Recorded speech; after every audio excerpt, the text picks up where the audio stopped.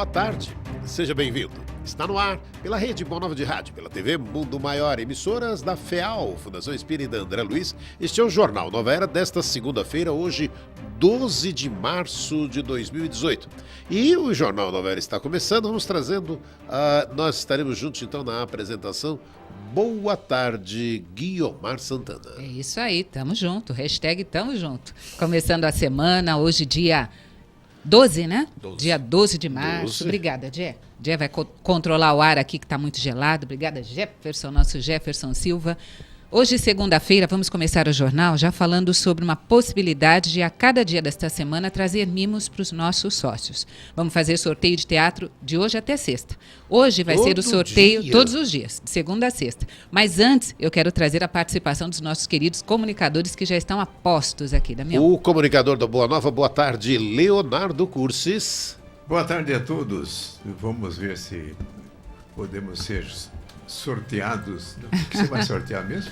Olha, hoje é ingressos para o espetáculo E a Vida Continua, que está sendo apresentado lá no Santo Agostinho. Muito bom. Todo dia, cada dia um espetáculo diferente. Temos aí 5 espetáculos diferentes. Hoje vamos começar com E a Vida Continua. E aqui o professor, advogado, colaborador da Casa do Jô, Silvio Lemos. Quanto tempo? Boa tarde. Porque você não veio semana passada, você Eu estava tava lá na no Blitz, Perseverança na Blitz, isso. exatamente. E Mas você ficou aqui com só as moças, você e as moças já estava aqui. com saudade dos amigos. Tanto E você ficou só com as moças aqui, então. E fiquei, nossa, a troca foi boa, viu? A troca nada pessoal contra vocês, mas Já pensou isso, muito Silvio? bonitas e falando de uma causa muito bacana, né? Que é o teatro. Por isso que E ele é pediu bom para que- mim não vir semana passada. Ele já Foi tudo sabia combinado, de né? tudo Não foi combinado, não. Eu fui tomado de surpresa, aliás. Foi né? sim, Silvio, Entendeu? foi sim. Mas muito legal estar aqui, valeu. É isso aí. Tudo combinado. Então, A Vida Continua. Vamos começar então com o espetáculo. Está em temporada no Teatro Santo Agostinho. O texto do André Luiz, pelo espírito do Chico, adaptado do espírito André Luiz, psicografia do Chico Xavier. A adaptação desse espetáculo é do Orlando Vieira. O espetáculo acontece todo domingo, às 18 horas. Ali na Rua Penino 118, Teatro Santo Agostinho. Um detalhe que é muito interessante, você que nos acompanha. O ingresso para esse espetáculo custa R$ 60.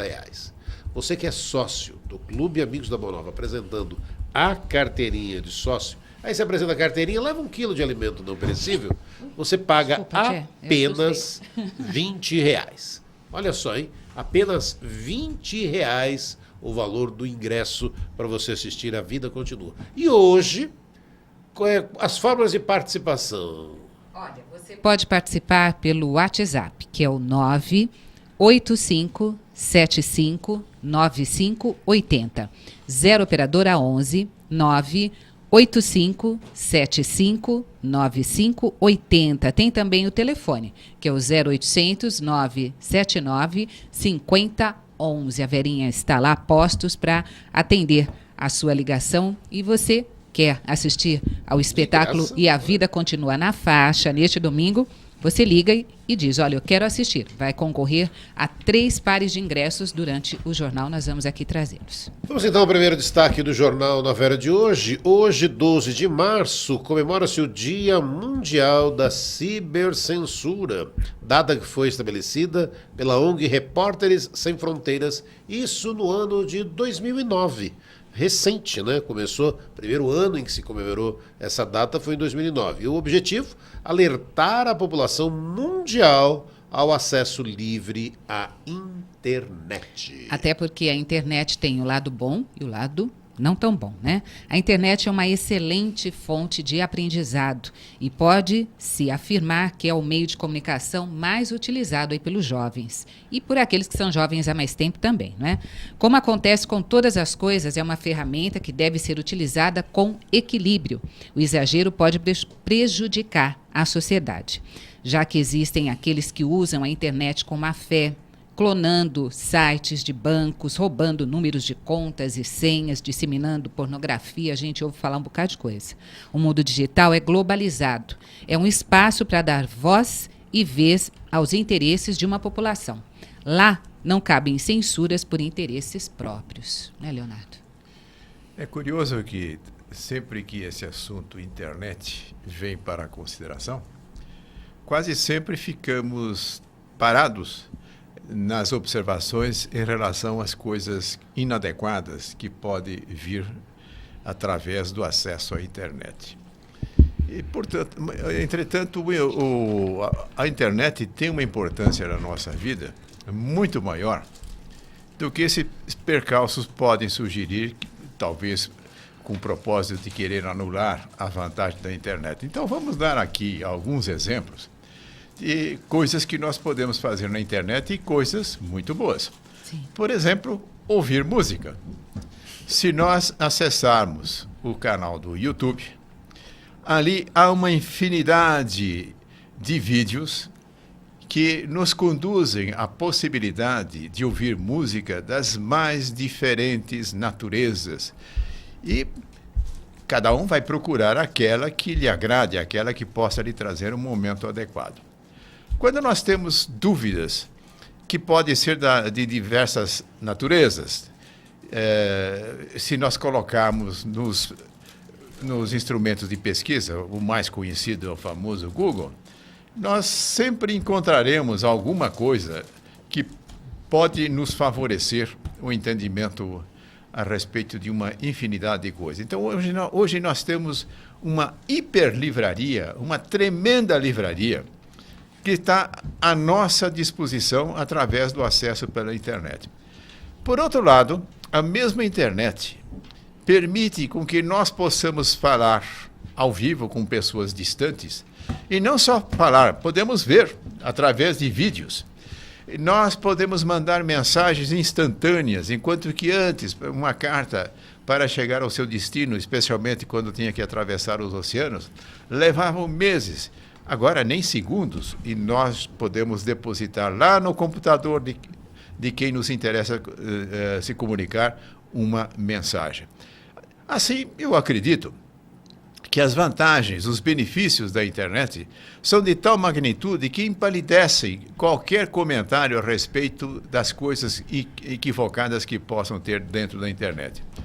Agora, uma coisa que precisamos ficar atentos é de que ninguém deve ter o poder de dizer quem pode acessar a internet e o que é que ela pode acessar na internet. A internet é algo que reproduz o mundo. Então não há porquê haver aqueles que queiram conduzir, que queiram orientar as pessoas se elas devem ou não devem ver isto ou ver aquilo. Da mesma maneira que viver, onde nós consideramos todos os aspectos relativos a essa atividade, requer aprendizado, requer cuidados, requer interesse. Nada difere a internet quanto ao procedimento que nós devemos adotar. E a vinda da internet, e ela não é tão antiga assim, ela tem 30, 40 anos no máximo, revolucionou a transmissão de informações desse nosso globo. E impactou a imprensa escrita. Hoje é possível acessar muitas notícias através de sites, de jornais ou de outros meios de comunicação. Impactou o campo da música, onde hoje, anteriormente, nós tínhamos a meia dúzia de discos ou de CDs lá na nossa casa. Hoje nós temos toda e qualquer música que tenha sido composta no mundo à nossa disposição, basta lhe entrar. Nós podemos ver vídeos de rara beleza. Há muitos que ficam produzindo esses vídeos, mostrando as belezas da Terra, mostrando uma infinidade de coisas que podem nos trazer uma grande alegria de viver. Portanto, viva a internet e que o dia 12 não seja para que nós estejamos atentos quanto a restrições ao cybermundo que é a internet. Silvio? Então, eu concordo com tudo que o Leonardo falou. Eu sou, como acho que todo mundo, usuário, né, dessas possibilidades que se multiplicam na rede mundial, né, de computadores. Ela é uma ferramenta muito nova, então para o espírito é muito difícil lidar com coisas novas, e nós lidamos, a sociedade ela tem um perfil, né, e esse perfil ele não ele não é predominantemente maduro e equilibrado, ao contrário, é um perfil social ainda que precisa ser aperfeiçoado, que precisa ser burilado, corrigido em algumas tendências sociais, e isso tudo, é evidente, cria problemas de adaptação ao uso e às possibilidades que essa ferramenta oferece.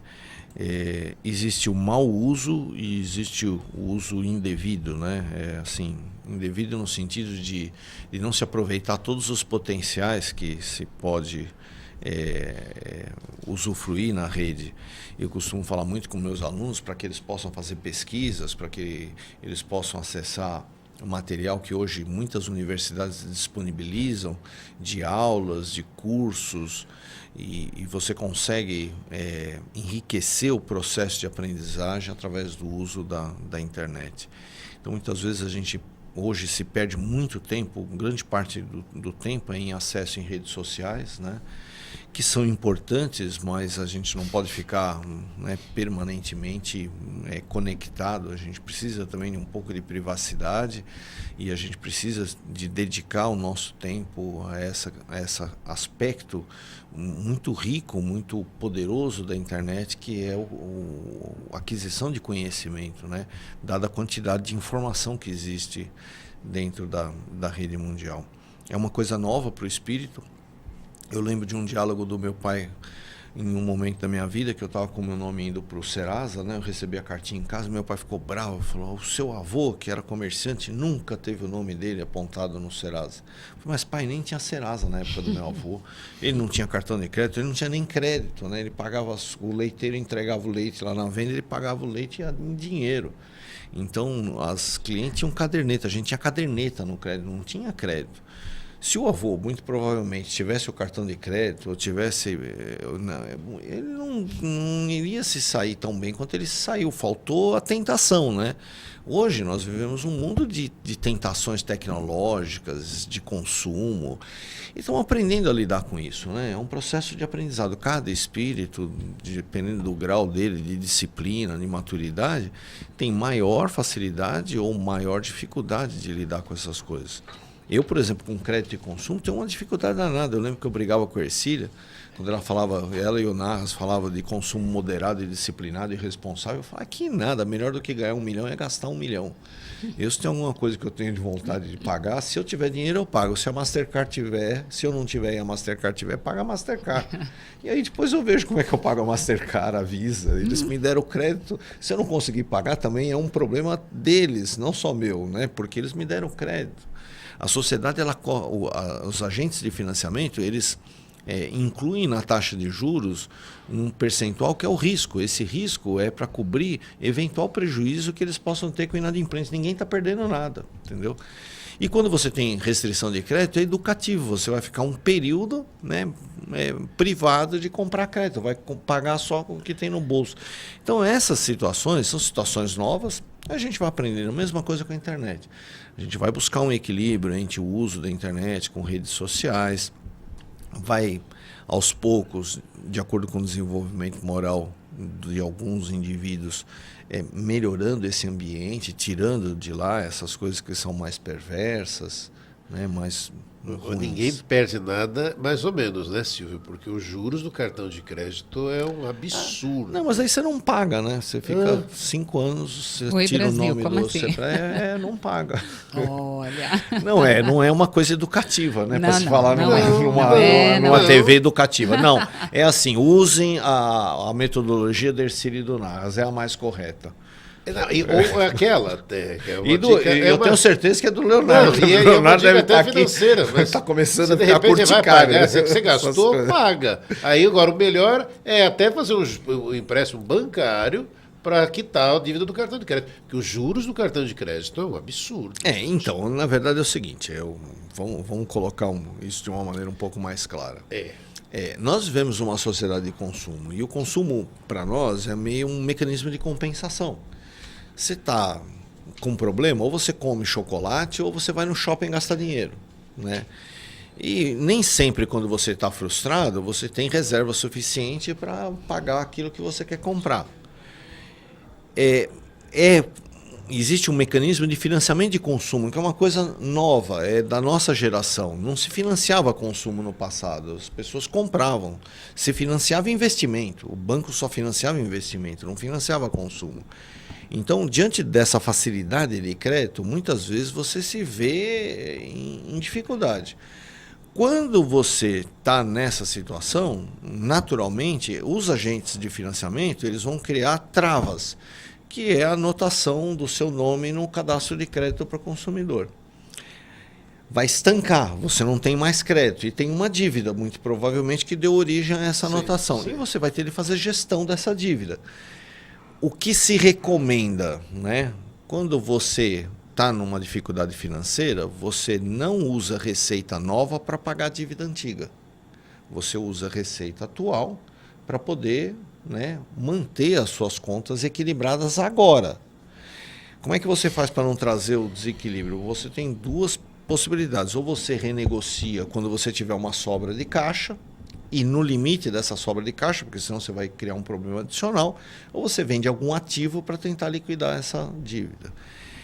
Quanto mais tempo passar, maior vai ser o desconto que a instituição financeira vai poder te oferecer. Então, muitas vezes, eu falo, eu devo 20 mil reais. Aí no outro mês vem os juros do cartão e agora virou 30 mil reais. Aí pode aumentar quanto quiser, porque eu não tenho 30 mil reais para pagar. Aí vai aumentar para 50, para 60, para 70, não tem problema. Você não tem dinheiro para pagar. De 30 para cima eu não tenho dinheiro para pagar, então eu não pago. Pode aumentar quanto for. O que eu vou precisar fazer? Eu vou precisar me equilibrar financeiramente e criar uma reserva para que eu possa chamar a instituição financeira credora para fazer uma negociação. Se essa negociação for coroada de êxito, ou seja, se a instituição financeira aceitar o que você pode pagar, resolvido o problema. Se não resolver o problema, nessas circunstâncias, o problema vai permanecer até um dia que você consiga resolver. Entendeu? E eu já chequei, não tiram Serasa nem SPC para entrar no céu. Era uma preocupação que eu tinha. Era, né? Diz aí, Leonardo. Agora, a gente vê com muita frequência comentários veementes a respeito da alta taxa de juros, não só dos cartões de crédito, também dos cheques especiais e assim por diante. Agora, é sempre bom perguntar por que a pessoa entrou nessa dívida. De impulso. O fato gerador é que precisa de... Aí, sobre esse nós temos controle. Isso. Agora, depois que resolveu comprar as coisas e que não tinha condição para pagar, vai reclamar do juro alto? Então, por isso que eu não reclamo. Eu falo, agora, justo. A questão do financiamento, é sempre bom nós verificarmos o seguinte. Sem ele, dificilmente nós compraríamos o nosso apartamento, a nossa casa, o nosso carro. Agora, comprar roupas financiadas de tal forma que você não termina de pagar e já gastou a roupa, já tem que comprar outra, não faz o menor sentido. Então, isso passa por uma necessidade de ter uma educação de como usar os seus recursos. E a receita básica é o seguinte, não gaste aquilo que você não tem. Né? Eu já houve na minha vida momentos em que eu não tinha recursos em que permitisse eu fazer extravagâncias. Então, eu simplesmente adotei como uma norma, durante o primeiro até o último dia do mês, eu só aplicava recursos naquilo que era indispensável, que eu não poderia deixar de fazer, que era comprar o leite, de pagar o aluguel, de pagar o imposto e assim por diante. Quando chegava no último dia, eu ia verificar se tinha sobrado alguma coisa. Sobrou, muito bem, agora eu vou ver o que eu vou fazer com isso que sobrou. Então, agora, esse é um consumo consciente. Agora, se lá no segundo, terceiro dia do mês, a pessoa nem sabe se vai sobrar ou não, e ela já assume compromissos, que depois verifica que não tem o recurso, então isso é programar sofrimento financeiro. Da mesma forma como nós temos outros sofrimentos, nós podemos fazer uso inadequado. O cartão de crédito que tanto se fala, nós temos que dividir o cartão de crédito em duas coisas. Ele é um meio de pagamento, que substitui o cheque, o talão do cheque, que foi um avanço notável. Esse negócio de ficar preenchendo o cheque, assinando o cheque, é um negócio já ultrapassado. O cartão se bota na maquininha. Agora, usando o cartão de crédito como meio de pagamento, significa o seguinte, que na data do vencimento, você paga.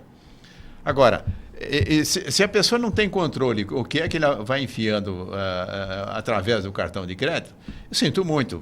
A pessoa provavelmente não tem controle em outras áreas da sua vida, sobre a vida emocional, sobre a responsabilidade perante a sua família, perante os demais. Então não tem o menor sentido ficar maldizendo os altos juros do cartão de crédito, que de fato são altos, porque o fato gerador daquela dívida, sobre esse fato nós temos controle. Agora, se nós vivemos a vida de uma forma impulsiva, então resta aí um grande desafio, como viver conscientemente. E vale um lembretezinho também, Silvio. A hora que você falou, passa 5 anos aí.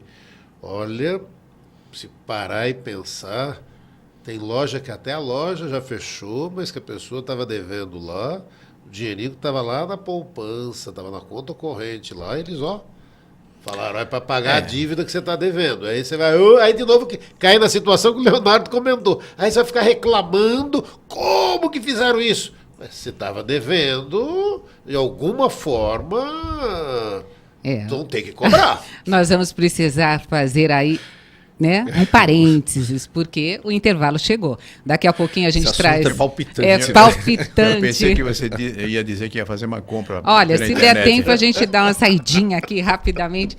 O Jornal Nova Era volta daqui a pouco. Continue conosco. Temos aqui participações de ouvintes pelo Facebook, pelo WhatsApp, pelo telefone. Pessoas aqui querendo assistir o espetáculo e a vida continua, mas tudo isso daqui a pouco. Voltamos na sequência. Até já.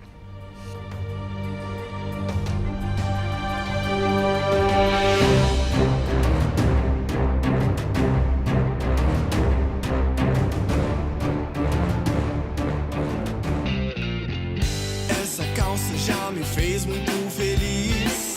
Esse vestido eu ganhei foi do Luiz. Aquela blusa de outros festivais.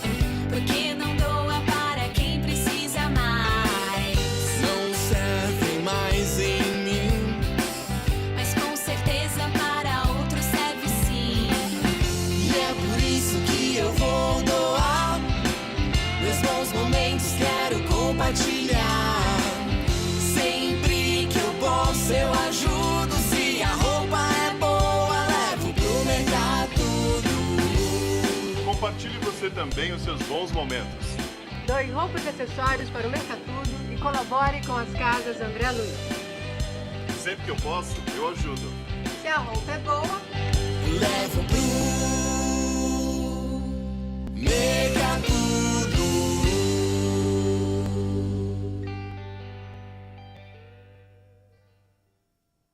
O Brasil está em crise. Está ruim para você? Imagine para eles. 150 mil refeições todos os meses. Mais de 600 mil unidades de medicamentos e produtos de higiene a cada ano. O custo mensal para manter todo este trabalho, R$9 milhões. A crise para você é passageira. Para eles pode não ser. Leve paz e harmonia para dentro de sua casa com a prática do Evangelho no Lar. Com esta obra, você poderá esclarecer suas dúvidas de como, onde e por que realizar esta reunião de estudo, trazendo mais equilíbrio para a sua família. Evangelho no Lar, um livro da Mundo Maior Editora. Informações 0 operadora 11 4966 5775 ou acesse www.mundomaior.com.br.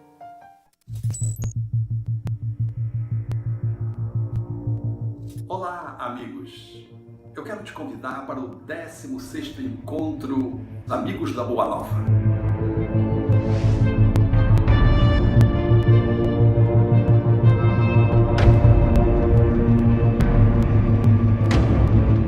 O tema é fascinante. Reconexão com Cristo.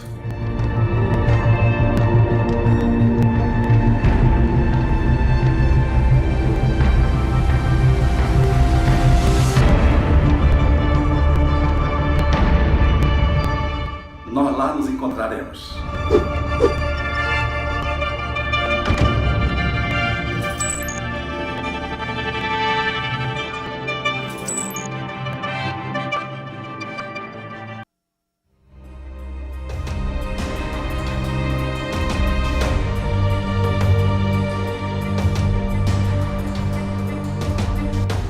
Estamos de volta pela Rede Boa Nova de Rádio, pela TV Mundo Maior, emissoras da FEAL, Fundação Espírita André Luiz. Guiomar, vamos falar então agora da nossa gratidão aos sócios do Clube Amigos da Boa Nova.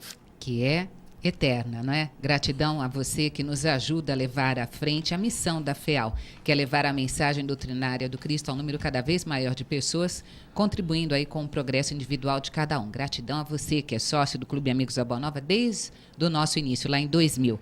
É o Mário Luiz Brantia e a Maria José Camargo, sócios desde o início. Gratidão a vocês. E tem os sócios recentes, a Adriana Lopes Araújo e a Maria Sanches Carmignoli, sócias desde julho de 2017. Obrigada, gratidão eterna a vocês. E uma das formas também que temos de demonstrar a nossa gratidão a você que é sócio é realizando os nossos encontros. 16º Encontro Amigos da Boa Nova vai acontecer no dia 21 de abril e você é o nosso principal convidado, ou melhor, é o nosso convidado para que estejamos juntos lá falando sobre o tema Reconexão com Cristo. Para você garantir a sua participação, você pode adquirir o ingresso pela internet, mundomaior.com.br ou pelos telefones 0 operadora 11 24567109 ou 24583214, dia 21 de abril. Vamos falar sobre a reconexão com Cristo. O próximo tema, uma ação trabalhista movida contra uma concessionária de caminhões, isso no interior de Mato Grosso, se transformou em dor de cabeça inesperada para o ex-funcionário da empresa e autor do processo. Quase todos os pedidos foram negados pela justiça e de quebra. Ele que abriu a reclamação vai ter que pagar agora R$750 mil em honorários para o advogado do ex-empregador. Na sentença, assinada agora, dia 7 de fevereiro, pela juíza do trabalho Adenira Alves, da primeira vara do trabalho de Rondonópolis, no Mato Grosso, fundamentou sua decisão com base na nova regra de sucumbência prevista no artigo 791-A da reforma trabalhista que passou a vigorar em novembro do ano passado. Segundo a nova lei, quem obtiver vitória parcial na Justiça do Trabalho deve pagar os honorários advocatícios da outra parte, relativo aos pedidos que foram negados dentro do processo. Ele ingressou na Justiça em 2016, queixando-se contra outras coisas de redução salarial irregular, do cancelamento de uma viagem prometida pela concessionária como prêmio para os melhores funcionários. Pois é, e entre os descontos indevidos em comissões de venda, benefícios não pagos e compensações por danos morais, o vendedor pedia pouco mais de 15 milhões de reais para a antiga empresa. A juíza condenou a empresa ao pagamento de 10 mil. Ele pediu 15 milhões. E o valor devido pela justiça, 10 mil de indenização pelo cancelamento da viagem à cidade de Roma, prêmio que havia sido prometido ao empregado. No demais, inocentou a concessionária. Pela sentença, a magistrada justifica a sua decisão, afirmando que a reforma trabalhista, publicada em julho de 2017, e apenas passou a vigorar em novembro. Segundo ela, tempo suficiente para que os envolvidos no processo, tanto ex-funcionário quanto ex-empregador, reavaliassem os riscos deste processo. Procurado, o funcionário preferiu não falar. Segundo seu advogado, ele está desolado e muito preocupado com o seu futuro. Ele afirma que não tem como pagar os 750 mil reais e tem receio de que a repercussão negativa do caso tenha impactos na sua carreira profissional. Para o advogado trabalhista Solon Cunha, que é sócio do escritório, professor da Fundação Getúlio Vargas, o caso resume o espírito da nova lei trabalhista, que, segundo ele, tenta contornar algumas imperfeições na relação entre funcionário e empregador. Silvio, vou começar com você, Silvio. E aí? Ele entra na justiça pedindo 15 milhões e vai pagar 750 mil? Vou pegar aqui o nome do advogado. Como é que é o nome dele? Solon Cunha. Eu acho que ele tem uma leitura equivocada do espírito da nova legislação trabalhista. Em letras maiúsculas, o espírito da nova legislação trabalhista é subtrair direitos dos empregados, Não há dúvida nenhuma em relação a isso. Isso é um consenso, inclusive no judiciário. O judiciário, predominantemente, ao contrário do que sentenciou essa juíza, que por ser de Rondonópolis, uma região, né, predominantemente rural, onde há uma cultura de escravidão social, de exploração mais sedimentada, o judiciário tem entendido que algumas partes dessa legislação, nova legislação trabalhista, dessa reforma trabalhista, elas são, né, inaceitáveis. Uma delas é essa. Para se ter uma ideia, se eu entro com uma ação civil e essa ação é julgada parcialmente procedente, as partes, cada uma arca com os custos dos seus advogados. Por que o empregado que está reivindicando um direito, ele se perder, sobre a parte que ele perder, ele vai ter que pagar honorários? Se a regra na justiça nunca foi essa no Brasil. A intenção é que você, se tiver dúvida, você nem entre. Mas se você tiver dúvida, por que você não pode pedir para que um juiz esclareça essa dúvida? Que medo que os empresários têm de responder, né, aos pedidos feitos no processo por um empregado. Então eu acho isso um absurdo. Essa é uma das partes, né, absurdas. Outra parte é a regulamentação da jornada de trabalho de 12 horas. Né? 12 horas, aí o sujeito sai de casa 2 horas antes, chega 2 horas depois, e muito provavelmente por necessidade vai arrumar um outro emprego para trabalhar nas outras 12 horas, e que hora que ele cuida dos filhos, que hora que ele descansa, que hora que ele estuda, que hora que ele pode, né, viver. Porque o trabalho não é a vida das pessoas. As pessoas precisam entender isso. Trabalhar é uma parte da nossa experiência reencarnatória. Ela não é, sabe, não é aquela coisa, se eu não tiver emprego, eu não tenho vida. Não.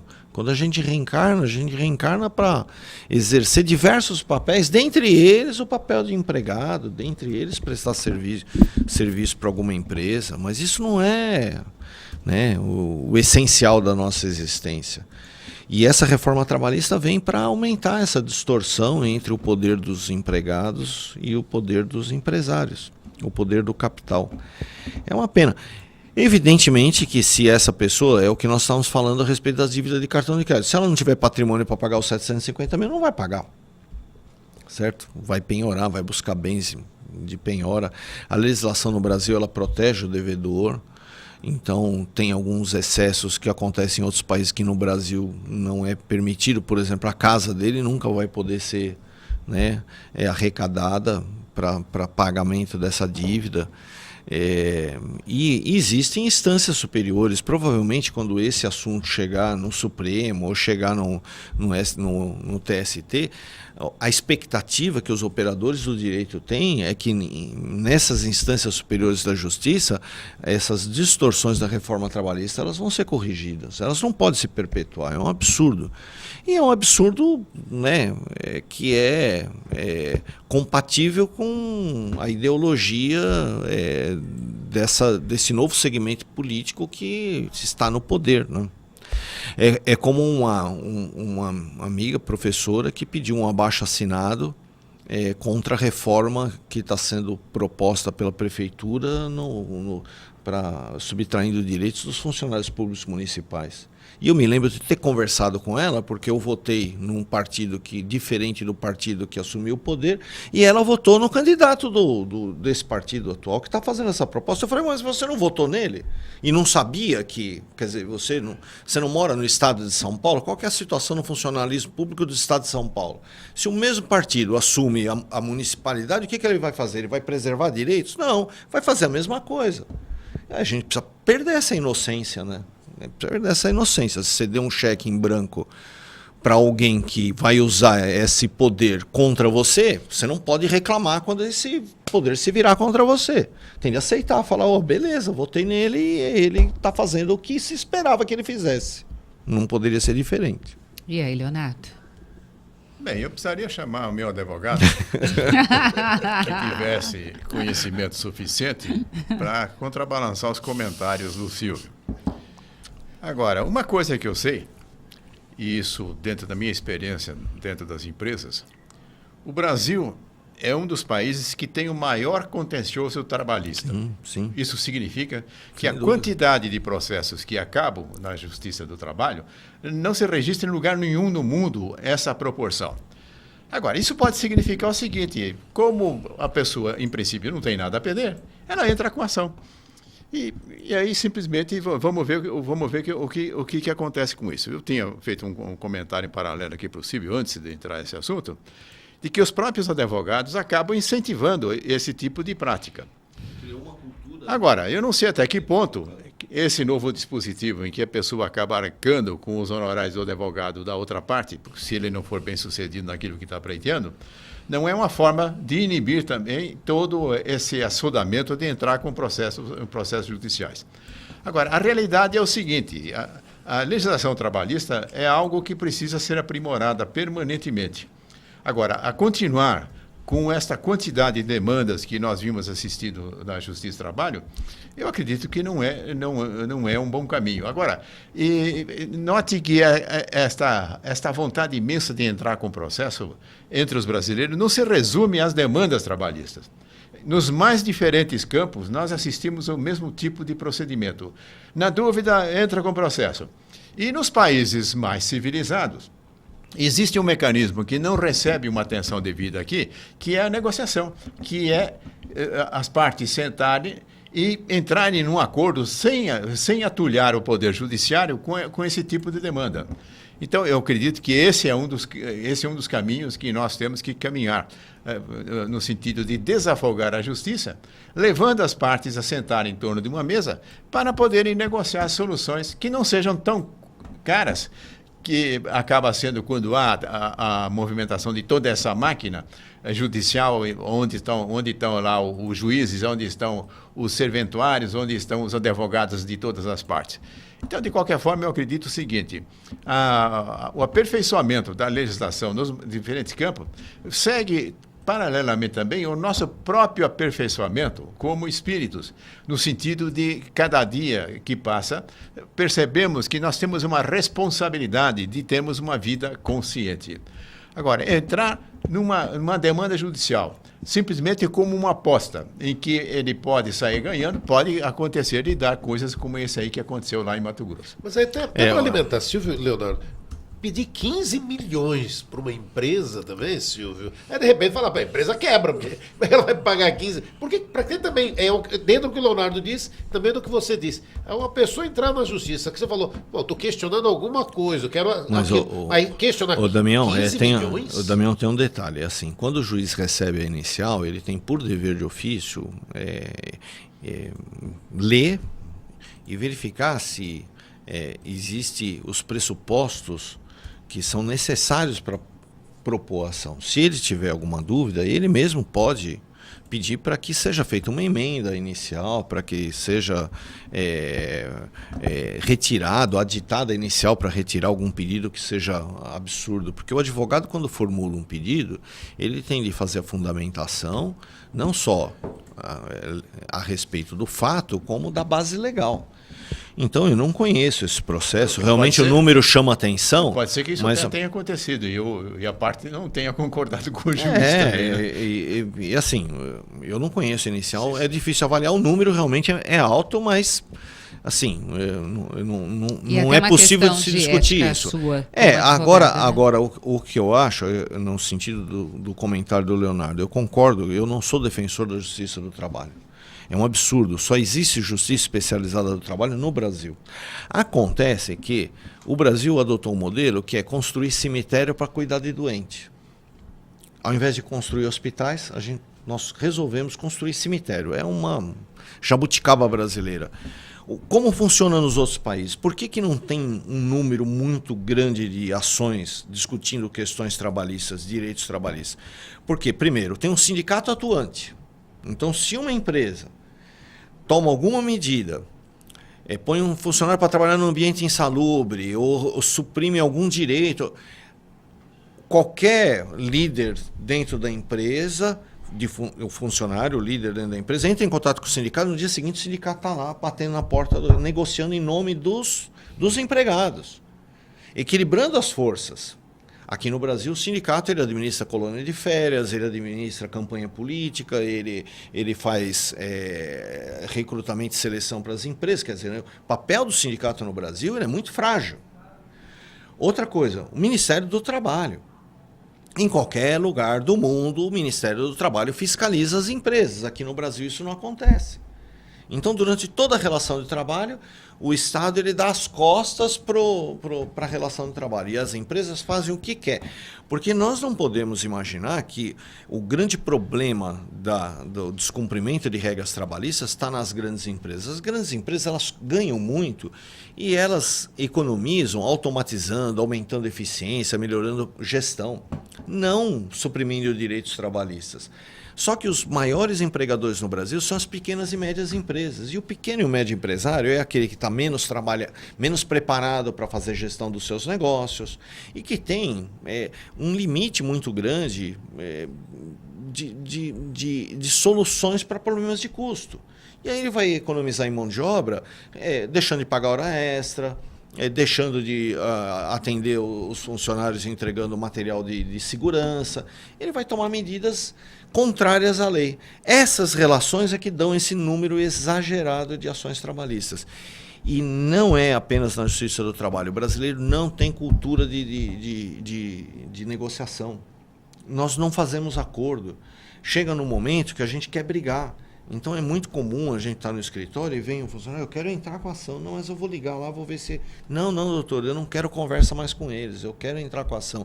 E aí vem a ânsia da parte do advogado de aumentar o tamanho do problema, porque vai se fazer negociação no processo. Então eu vou pedir 20, porque se eu conseguir 10, para mim tá bom. E criou-se essa cultura. Mas essa cultura se criou diante da conivência dos juízes. Então é um erro. Mas esse erro não pode se corrigir com a lei. Esse erro tem de se corrigir orientando melhor os juízes, as partes, submetendo os advogados à representação e educando as pessoas para que elas tenham uma cultura que seja mais voltada ao consenso, à negociação, ao respeito ao direito dos outros. E isso é mais ou menos como a gente falou da internet. O nosso perfil da nossa sociedade ainda não é esse. Vai ser. A gente está caminhando para isso, mas ainda não é. Então, é uma oportunidade, eu perdi uma amizade. Aliás, não pensei se eu perdi ou se eu ganhei. Porque nós estávamos jantando no restaurante e aí ele começou a comentar que a empresa dele, ele não era uma grande empresa, em que ele estava passando por algumas dificuldades e não estava recolhendo a parte que era descontada dos funcionários para a Previdência, né? Aí eu virei para ele e falei, escuta, isso aí, segundo a legislação, é apropriação indébita, isso da cadeia, você está roubando, né? Aí ele não concordou comigo, né? Não. Falei, olha, e ele resolveu que seria melhor não continuarmos com a nossa amizade. Eu achei, olha, muito bom. Fez bem. Eu acho excelente nós encerrarmos aqui, porque eu vou continuar dizendo que isso é roubo, né? Tem participações de ouvintes aqui sobre este tema.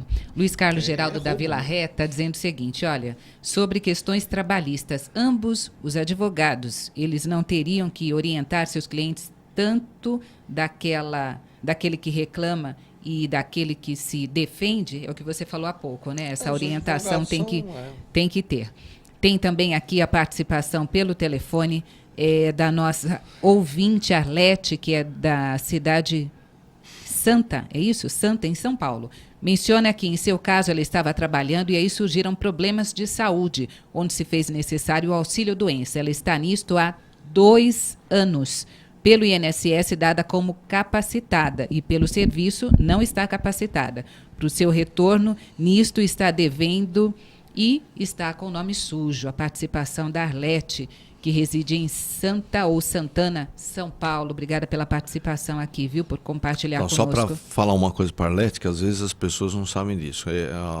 O INSS ele paga um benefício que é o auxílio-doença para as pessoas que têm vínculo com o INSS, estão trabalhando ou saíram do emprego recentemente, mas têm um problema de saúde. E esse problema de saúde as incapacita para a atividade profissional. Então, enquanto ela se trata para recuperar essa capacidade, diante da expectativa de que haja recuperação, ela recebe auxílio-doença. Se não houver essa possibilidade de recuperação, a pessoa é aposentada. por invalidez. Se o tratamento, né, permitiu que ela retomasse a condição de trabalho, isso é avaliado por um médico perito do INSS, ela recebe a alta do auxílio-doença e tem de retomar o serviço. Ao retomar o serviço, a empresa manda ela para um exame médico, que é um exame médico de retorno de benefício. Médico do trabalho. Se o médico do trabalho da empresa disser, olha, você não tem condições de voltar, ela é encaminhada para um novo pedido de auxílio-doença. É impasse mesmo, né? É assim mesmo. Não, e não há prejuízo, porque veja, se ela está incapacitada, ela faz um novo pedido e o INSS vai conceder um novo benefício. E muito provavelmente vai acatar esse pedido. Então pode ser que tenha um período até processar isso que ela fique sem receita.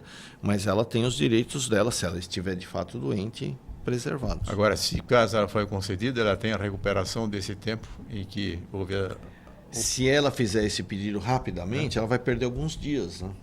Às vezes a pessoa fica... Mas depois que há uma decisão favorável a ela, esse tempo ela acaba recebendo, não? Sim, da data que ela protocolou o segundo pedido em diante, ela tem direito. Mais participações de ouvintes. Temos aqui a Heloína. A Heloína, que é da Vila Gustavo, ela diz o seguinte: gostaria de dizer que, na realidade, não devemos comprar quando estamos tristes. Precisamos de uma real educação financeira, inclusive que está a favor de compras, de quem está a favor de compras desta forma. Esta Heloína, da Vila Gustavo. Heloína, então... a minha sorte é que eu não fico triste sempre, né? Olha, também o Luiz Carlos Geraldo falando sobre a internet agora. Mas é melhor que Rivotril isso aí, viu?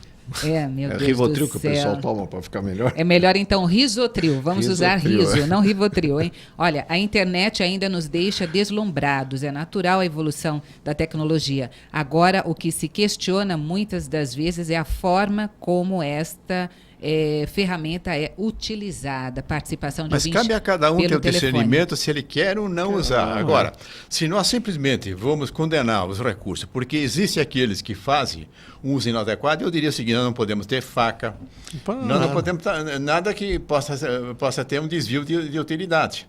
Então, eu acredito o seguinte: a utilização dos recursos que nós temos aí, cabe a cada um pesar aquilo que lhe convém, aquilo que ele pode fazer com responsabilidade.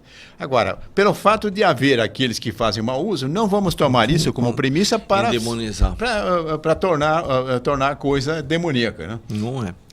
Fique sabendo, os servidores dos Correios entraram já em greve por tempo indeterminado nesta segunda-feira. De acordo com a Federação Nacional dos Trabalhadores, nas empresas, os trabalhadores são contra as mudanças do plano de saúde da empresa, que prevê o pagamento de mensalidades e a retirada de dependentes dos contratos. Uma jovem desempregada que fez apelo na TV pedindo trabalho por não ter como dar um bolo de aniversário para a filha comoveu telespectadores e recebeu aí diversas ofertas de emprego. O nome dela é Cristiana Rosa, mãe de 2 filhas. Ela fez um desabafo durante uma reportagem que ela estava em uma fila de emprego com centenas de outras pessoas que buscavam oportunidade de trabalho e está recebendo ofertas. E as famílias brasileiras, olha só, Silvio, começaram a retomar hábitos de consumo dos tempos da bonança da economia. Depois da recessão, que fez o consumidor cortar ou trocar produtos do dia a dia, na lista de compras, voltou a ter mercadorias mais caras compradas. É a minha teoria. Vamos para a Disney. Eu vou pedir para você, Leonardo, e você, Silvio, me passarem aqui o sorteio, né? Temos aqui 8 pessoas que expressaram interesse de ganhar o ingresso. Fala aí para mim, número de 1 a 8. De 1 a 8, 7,5. 7,5 não tem. Pode ser 7 então ou pode 7, ser 8? Então 7. 7. Então a Eliana Domiciano de Santana ganhou um par de ingressos. Fala um número. Zoom. O Zoom foi a Maria José de Andrade Camargo, da Vila Granada. Fala mais um número. Qual é o maior? 8. 8, ele falou primeiro, então eu falo o último. Ah, é? Então a Patrícia de Lourdes Canário. Patrícia de Lourdes Canário, que reside no bairro do Jaçanã. Nós vamos entrar em contato com estes ouvintes, mas eles vão assistir. E o meu convite? O seu tá guardado, você pode ir, é só falar que quer que vai liberar. Com os comentários de Silvio Lemos, de Leonardo Cursis, na apresentação de Guilherme Santana e José Damião, estamos encerrando mais uma edição do Jornal Nova Era desta segunda, 12 de março de 2018. Estaremos de volta amanhã a partir do meio-dia. Boa tarde. Obrigada, Leonardo. Obrigada, Silvio.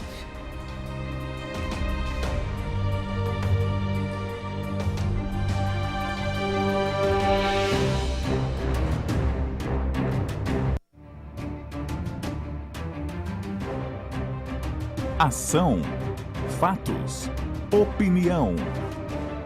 Jornal Nova Era.